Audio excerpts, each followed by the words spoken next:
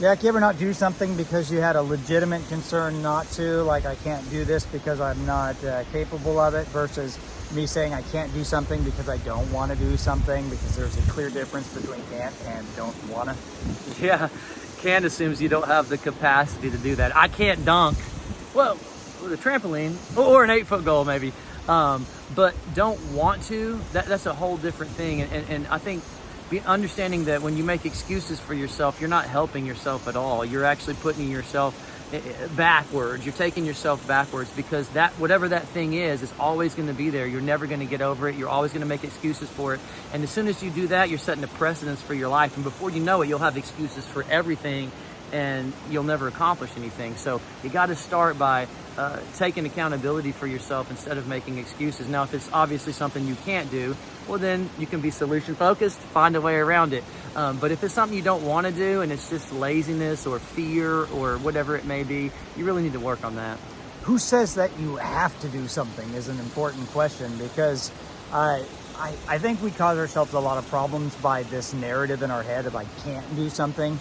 Because you're remarkably capable. There's most of the can't do's in your mind are don't want to do's, and that's okay. Nobody says that you have to do things.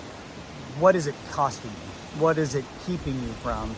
And what would happen if you change that wording to I don't want to do it, as far as the boundary setting that you're giving people? Most of the time when I talk to people who can't do things, that's their way of trying to frame it that in a way that can't be argued with. Yeah. Because I'm incapable of it, this is not who I am, blah, blah. You know what? I don't want to do that. That's okay. And boundaries help us to stay closer together. You can draw those boundaries. Yeah. And if it's something that you actually do want to do and you're making that excuse, like, you know, I can't talk to people.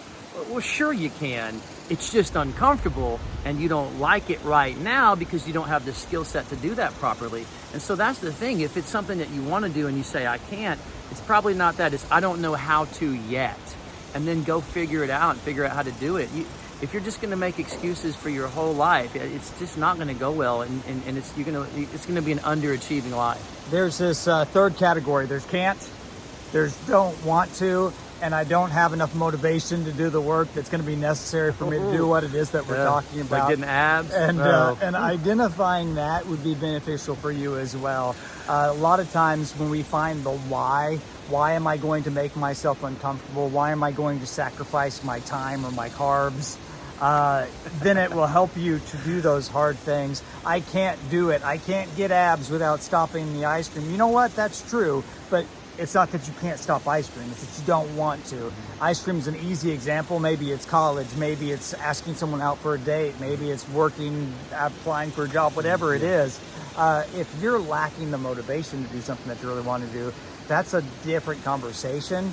And you're going to only limit yourself by giving yourself the label can't. Mm-hmm. If you're struggling with this and trying to figure out the difference between can't and won't, or you're having issues with things that you want to do but you just can't seem to find out a way to accomplish it, we help people do that all the time. Come see us.